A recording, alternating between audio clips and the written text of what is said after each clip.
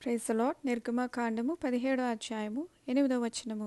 అమాలేకీయులు వచ్చి రెఫదీములో ఇజ్రాయేలుతో యుద్ధము చేయగా మోషే యెహోషువతో, మన కొరకు మనుషులను ఏర్పరిచి వారిని తీసుకుని బయలువెళ్ళి అమాలేకీయులతో యుద్ధం చేయమని చెప్పారు. రేపు నేను దేవుని కర్ర చేతు పట్టుకొని ఆ కొండ శిఖరం మీద నిలిచెదను.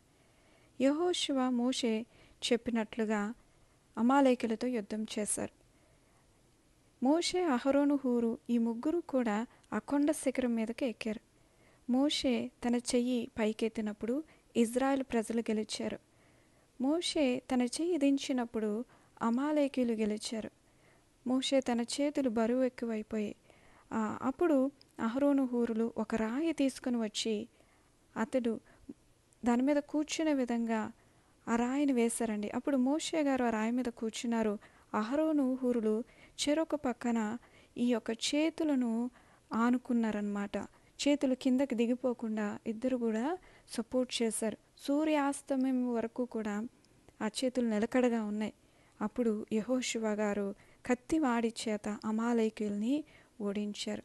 దేవుడు ఆ దినము వారికి ఒక గొప్ప విజయాన్ని ఇచ్చారు. మోషే గారు ఒక బలిపీఠమును కట్టించి దాని పేరు యెహోవా నిస్సి అని పేరు పెట్టారు. యెహోవా నిస్సి అనగా యెహోవా జయమిచ్చు ధ్వజము అని అర్థము. ఇక్కడ మన జీవితంలో కూడా ఎప్పుడైతే మనం ప్రార్థనా జీవితం కలిగి ఉంటామో మనము గెలుస్తాం. అయితే మన సహోదరులు బలహీనంగా ఉన్నప్పుడు ఒకరికొకరు సహాయం చేసుకుంటూ ఉండాలి. ఇక్కడ మోషే, అహరోను, హూరులు ఎంత చక్కగా ఒకరికొకరు సహాయం చేసుకున్నారో అలాగే కింద యెహోషువ యుద్ధం చేశారు.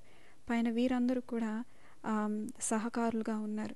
మన జీవితంలో కూడా ఒకరికొకరు సహాయం చేసుకుంటే దేవుని హస్తం మనకు తోడుగా ఉంటుంది.